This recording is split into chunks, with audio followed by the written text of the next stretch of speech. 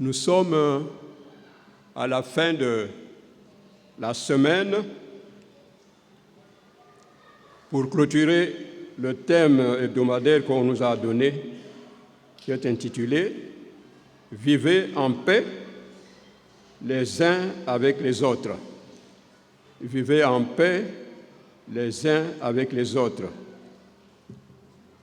Et le texte qui nous a été proposé est celui de l'épître de Paul aux Romains, dans son chapitre 12e, à partir du verset 17 jusqu'au 21e.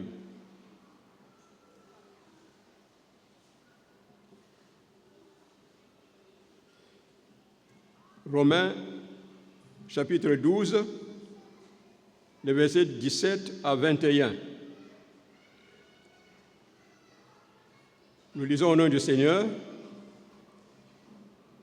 Ne rendez à personne le mal pour le mal, recherchez ce qui est bien devant tous les hommes. S'il est possible, autant que cela dépend de vous, soyez en paix avec tous les hommes. Ne vous vengez point vous-même, bien-aimés, mais laissez agir la colère, car il est écrit, « À moi la vengeance, à moi la rétribution, dit le Seigneur. Mais si ton ennemi a faim, donne-lui à manger. S'il a soif, donne-lui à boire, car en agissant ainsi, ce sont des charbons ardents que tu amasseras sur sa tête. Ne te laisse pas vaincre par le mal, mais surmonte le mal par le bien. Ne te laisse pas vaincre par le mal, mais surmonte le mal par le bien. » Amen.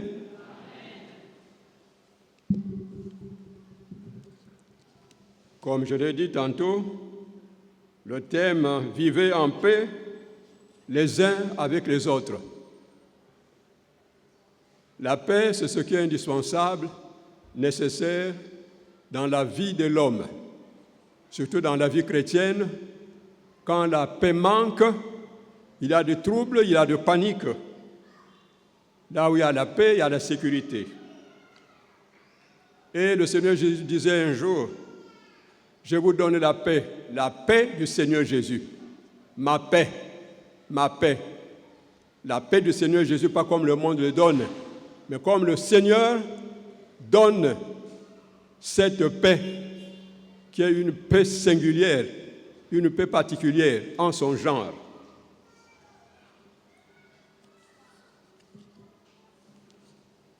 On peut dire en d'autres termes, vivez en paix les uns avec les autres, vivez la paix qui est la vie nouvelle selon Dieu. Vivez la paix qui est la vie nouvelle selon Dieu.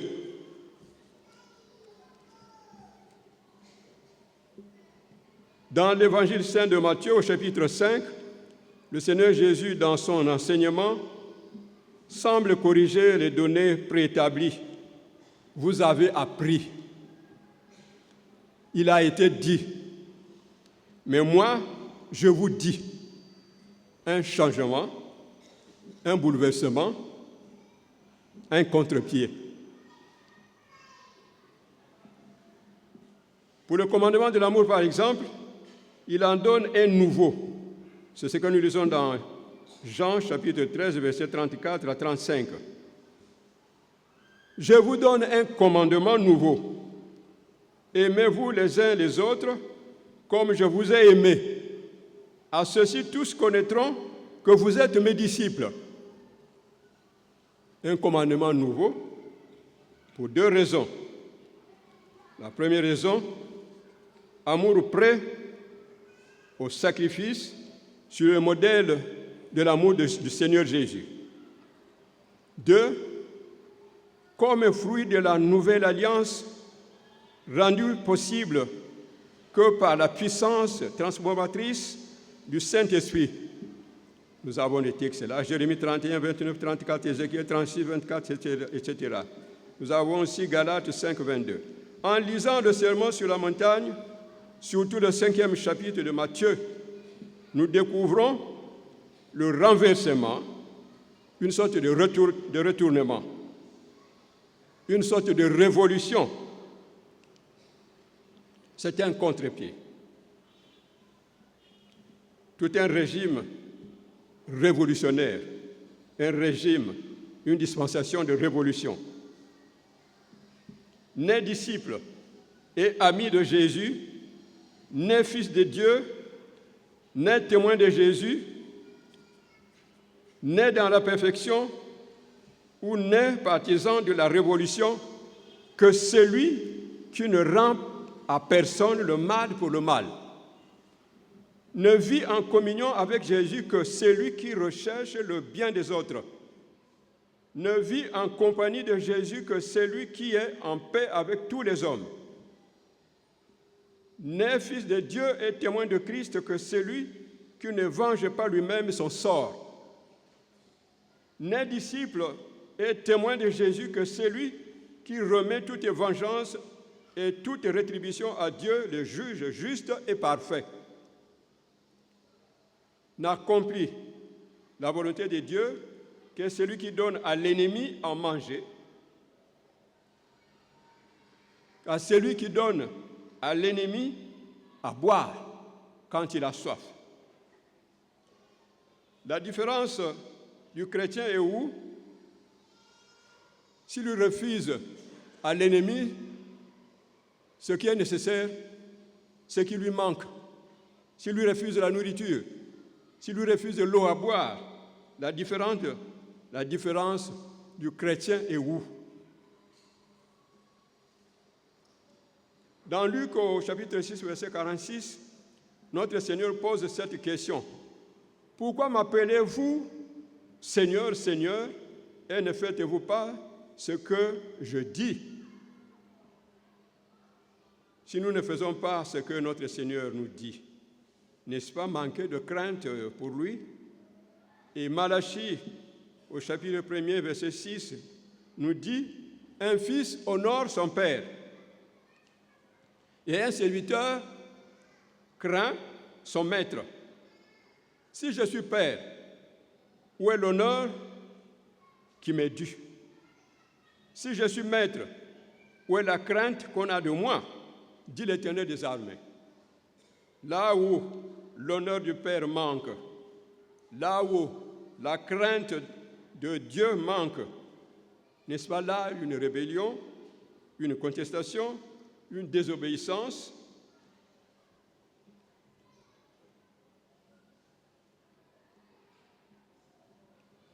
On peut dire d'une façon ramassée que toute désobéissance à l'enseignement du Seigneur Jésus est une contre-révolution.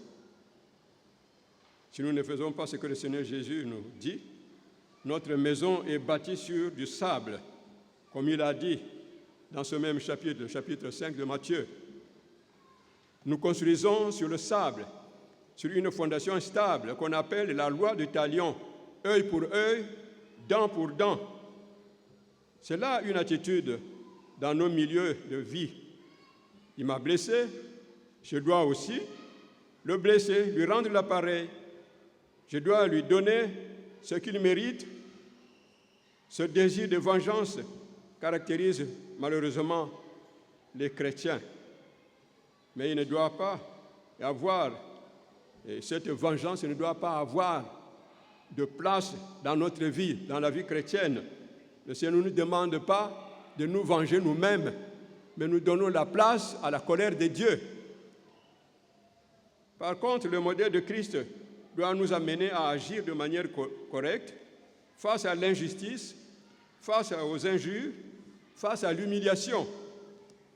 S'il est possible que le chrétien ne soit pas querelleur, provocateur, parce que l'agressivité et la colère n'accomplissent pas la justice de Dieu.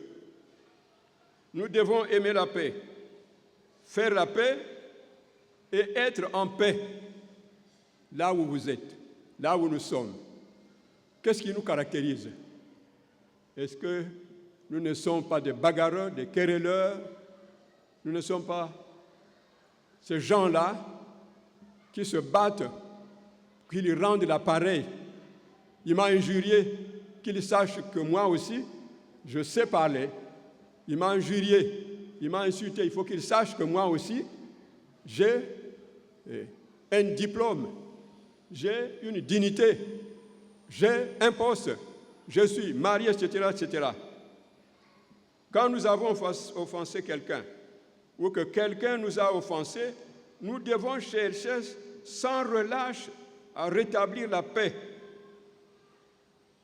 Dans Hébreux, au chapitre 12, verset 14, il est dit « Recherchez la paix avec tous et la sanctification, sans laquelle personne ne verra le Seigneur. » Recherchons la paix et la sanctification.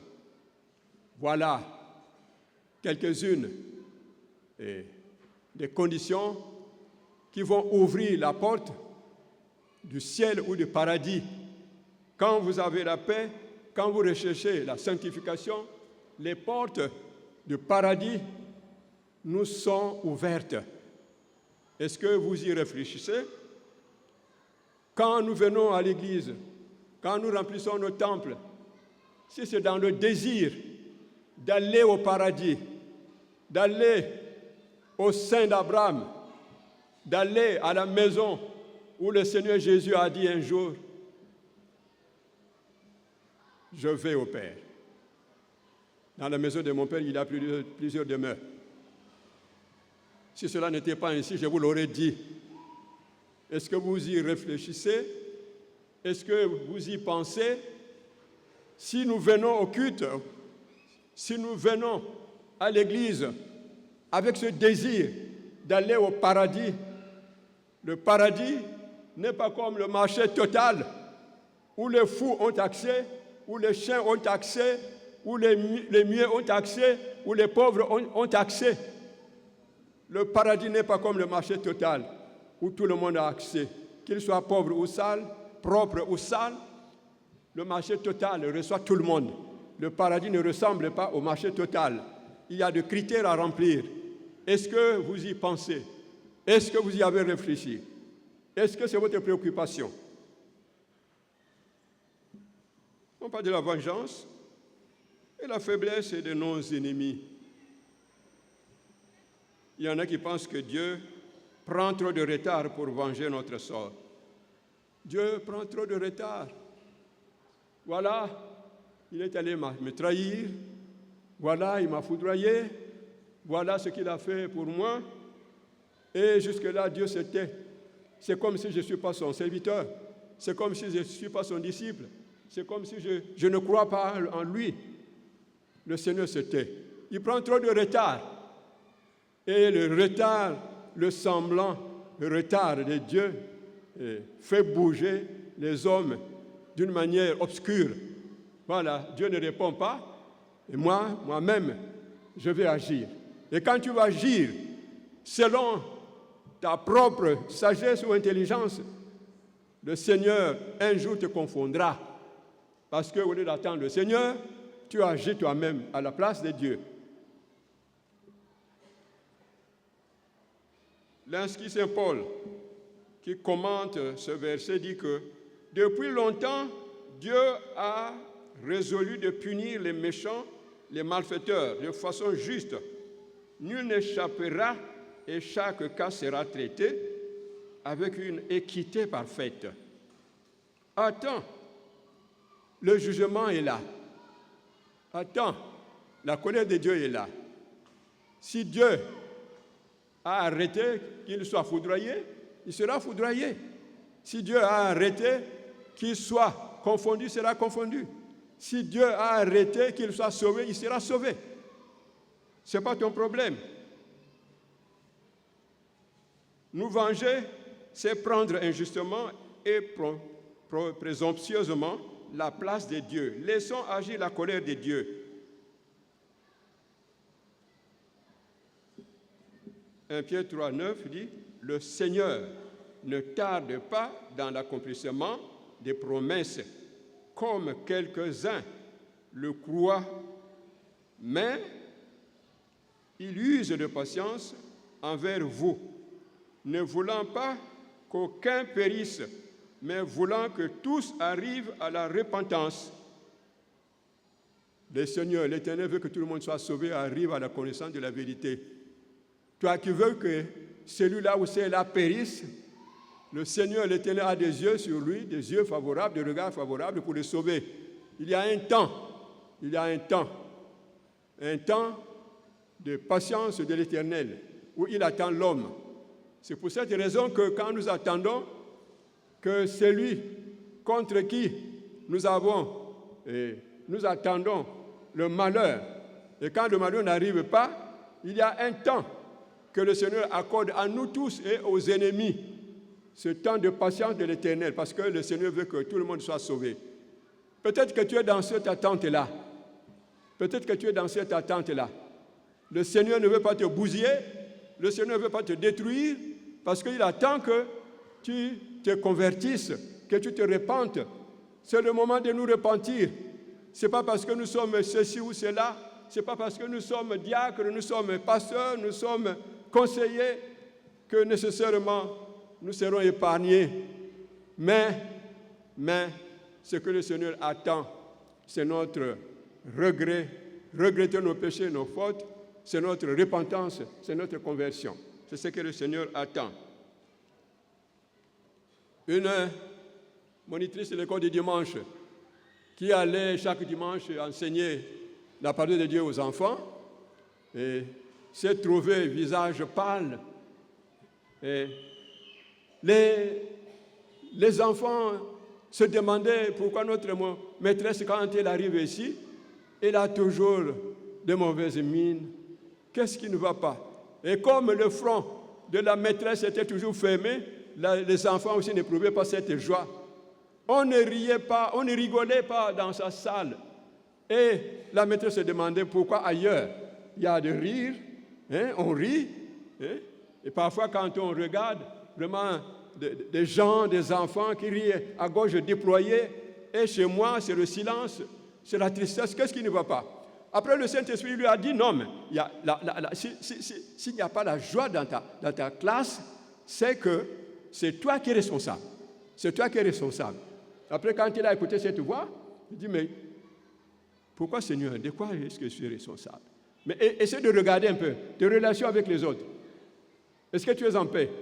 Alors, la monitrice a découvert qu'elle avait des problèmes avec sa grande sœur. Depuis un certain temps, elle ne se parlait pas. Elle ne se demandait jamais pardon. Alors, elle a décidé d'aller à la maison. Et quand elle a pris la résolution de demander pardon à sa sœur lui a pardonné aussi. Les deux se sont réconciliés. Et alors, le dimanche qui suivait, quand elle arrive, le front n'était plus fermé, bonne mine, joie, on pouvait la lire sur ses lèvres. Et les enfants commençaient à s'étonner, à regarder la maîtresse, qu'est-ce qu'il y a?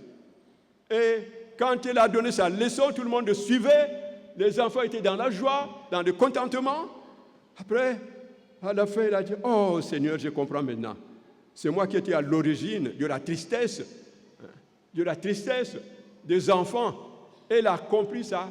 Et quand la réconciliation est passée, les dimanches qui suivaient, c'était la joie dans la salle. Est-ce que vous avez des problèmes avec votre prochain? Des problèmes dans votre famille? Est-ce que ça va chez vous? Est-ce que ça rit? Est-ce que ça rigole? Est-ce que la joie est là? Est-ce que la paix est là? Est-ce que vous n'êtes pas la cause? Si on ne rit pas à la maison, si on ne prie pas à la maison, si on ne chante pas à la maison, est-ce que vous n'êtes pas la cause?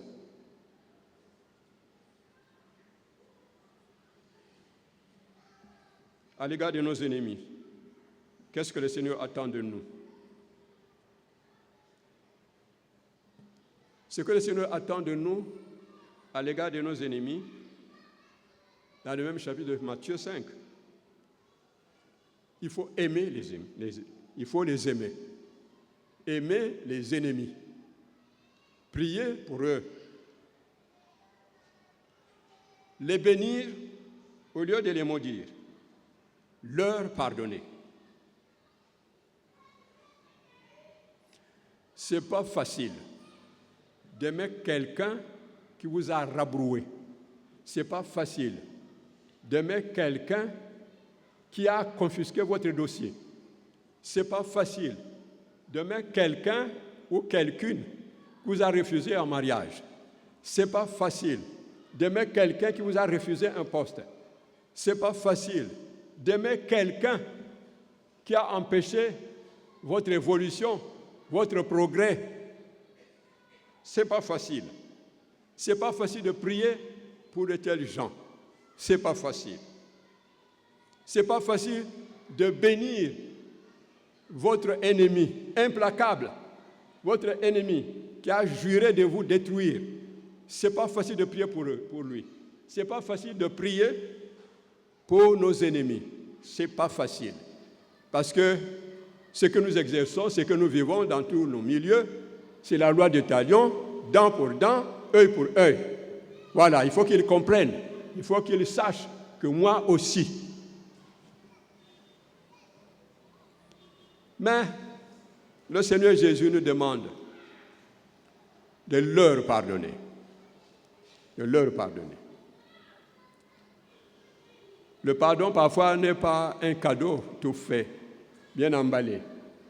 Le pardon demande beaucoup d'exercices, beaucoup de gymnastique. Le pardon. Si vous n'êtes pas préparé pour pardonner, si vous n'êtes pas né pour pardonner, si vous n'êtes pas fait pour pardonner, ce n'est pas facile. Il y a toujours la rancœur, la rancune, l'animosité. J'ai vu une femme, quand elle croisait une autre, elle la regardait dédaigneusement. Après, elle a jeté une bouffée de salive. Pouah! Après, elle regarde la femme derrière d'une manière méprisable, dédaigneuse. Elle dit, ah, cette femme-là a des problèmes avec l'autre qui vient de passer. Quand le pardon n'est pas là, c'est la guerre qui est là. Quand le pardon n'est pas là, c'est la guerre qui est là.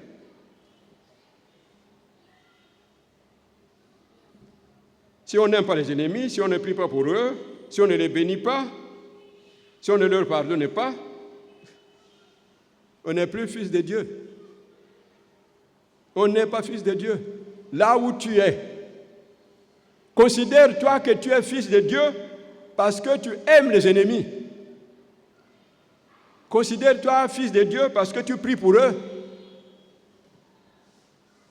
Considère-toi fils de Dieu parce que tu bénis même les malfaiteurs. Considère-toi fils de Dieu parce que tu leur pardonnes. Sinon, tu n'es pas fils de Dieu.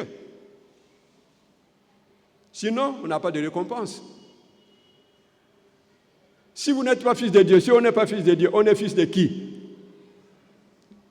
Si on n'est pas fils de Dieu, si on n'est pas fils de Dieu, on est fils de qui? On est fils de Satan. Ça vous plaît? Ça nous plaît?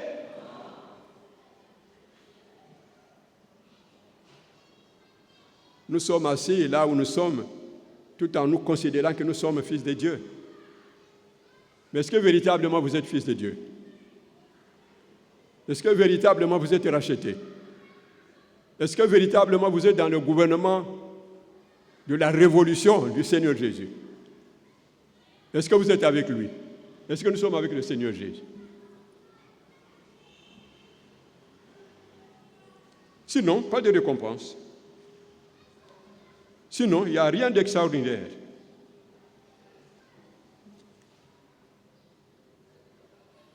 À l'ennemi qui a faim, lui donner à manger. À l'ennemi qui a soif, lui donner à boire. Que la faiblesse de l'ennemi n'efface pas la joie de l'offensé. Siracide a dit, celui qui se venge éprouvera la vengeance du Seigneur qui de ses péchés tiendra un compte rigoureux. Celui qui se venge éprouvera la vengeance du Seigneur qui de ses péchés tiendra un compte rigoureux. Il y a une femme qui s'est vengée elle-même. Elle n'a pas attendu. Elle n'a pas attendu parce que Dieu prend trop de retard. Qu'est-ce qui est arrivé? 2 femmes se sont querellées. Elles se sont querellées farouchement dans le quartier. Et les 2 femmes aussi leur passé était rapproché. L'autre femme vit dans une maison en étage, je ne sais pas, elle était peut-être au 2e ou au 3e étage. Ce jour-là, il a plu abondamment. Elle voit que l'eau charriait beaucoup d'immondices, beaucoup de saleté. Et c'est des ruisseaux qui se créaient partout. Elle voit sortir un bébé de la maison de cette femme-là avec laquelle elle se chamaillait, elle s'est querellée, elle s'est disputée. Le bébé qui rampait sort, vient dans l'eau, croyant que je suis en train de jouer avec l'eau. Mais une vague est venue ramasser le bébé et l'a jeté dans un égout.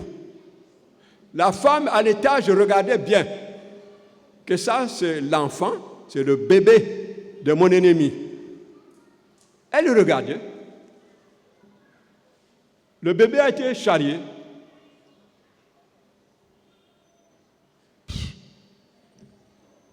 Le bébé est mort. Quelque temps après, les parents croyaient que l'enfant était en train de jouer quelque part, mais quand ils cherchent le bébé, ils ne le trouvent pas. L'enfant est allé où? L'enfant est où? L'enfant est où? Ils sautent là. La femme à l'étage est repartie dans la chambre, elle s'est cachée. C'est des pleurs, des sanglots. Et voilà. Ils ont cherché, ils ont retrouvé. L'enfant déjà expiré, mort. Malheureux. C'est malheureux. Quelle rancœur, quelle colère, quelle amertume.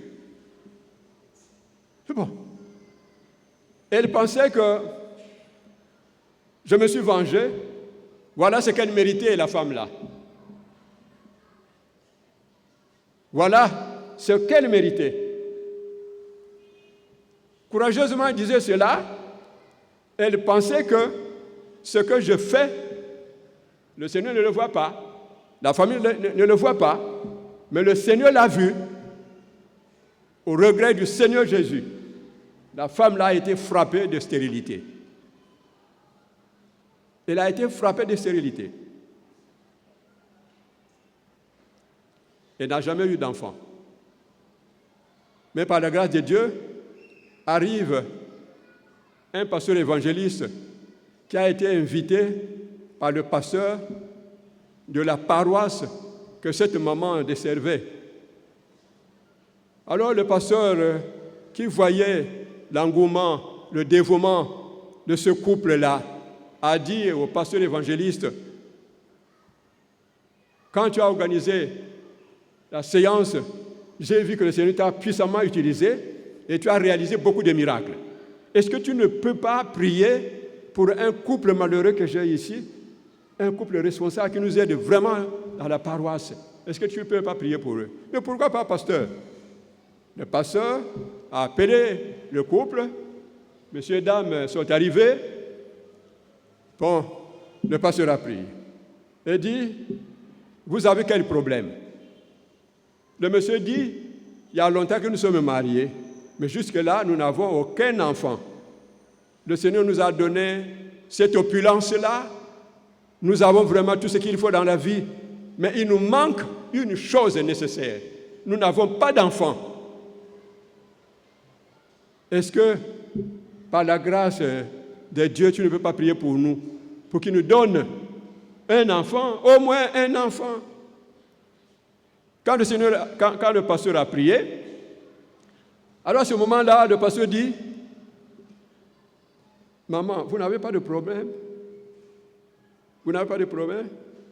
Non, moi, je n'ai pas de problème. Je n'ai pas de problème, papa. J'ai fait des visites, des examens. En tout cas, je n'ai pas de problème. Des problèmes spirituels. Oh non, je n'ai pas de problème. Je n'ai pas de problème avec les gens. En tout cas, je vis en paix avec les autres. Tous les autres dans le quartier, je vis en paix avec eux. Maman, regardez bien, fouillez bien dans ton subconscient là, fouillez bien. Le Seigneur me montre qu'il y a un problème. La femme dit, ah non, papa, je ne trouve pas. Maman, tu n'as pas tué un enfant? Tu n'as pas tué un enfant? Non, non, non. Comment? Non, non, non, je n'ai pas tué. Je n'ai pas tué. Maman, tu n'as pas tué d'enfant? Tu n'as pas tué un enfant?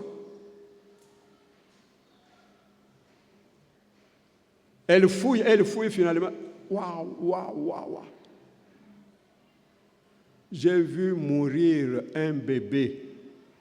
J'ai vu mourir un bébé qui était emporté par les eaux. Mais ce n'est pas moi qui l'ai tué, maman. Mais c'est vous qui avez tué l'enfant. C'est vous qui avez tué l'enfant. Soyez juste. Dites la vérité, qu'est-ce qui s'est passé? Dites la vérité, qu'est-ce qui s'est passé, maman? Le Seigneur me révèle que c'est toi qui as tué l'enfant. À ce moment-là, la femme, avec toute l'humilité, a reconnu que réellement, c'est moi qui l'ai tué parce que j'ai vu l'enfant sortir, le bébé sortir. Et quand une vague est venue charrier l'enfant, je voyais comment l'enfant était noyé et parti. En tout cas, je reconnais ça. Et après, il a sangloté. Il a pleuré. Voilà. Ça ne vient pas de moi, c'est le Seigneur qui me l'a révélé. Et il a confessé, il a demandé pardon, le couple a demandé pardon au Seigneur, le couple a supplié le Seigneur Jésus. Enfin, le pasteur dit, maintenant, puisque tu as reconnu que tu as tué un enfant, un bébé, le Seigneur te pardonne et il vous donne un enfant.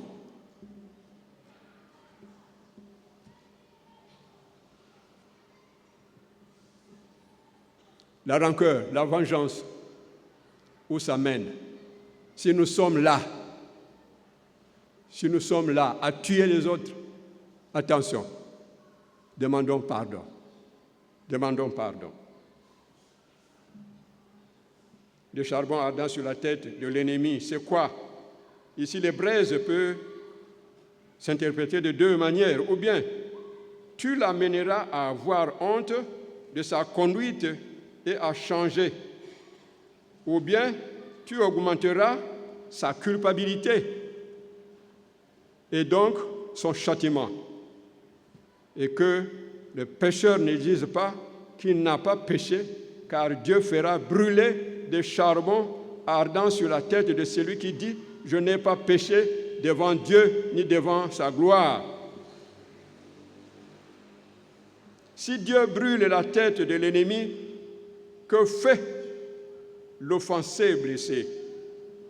Si Dieu brûle la tête de celui avec qui tu as des problèmes, de celui qui vous a blessé, et vous, de votre part, et de votre côté, qu'est-ce que vous faites?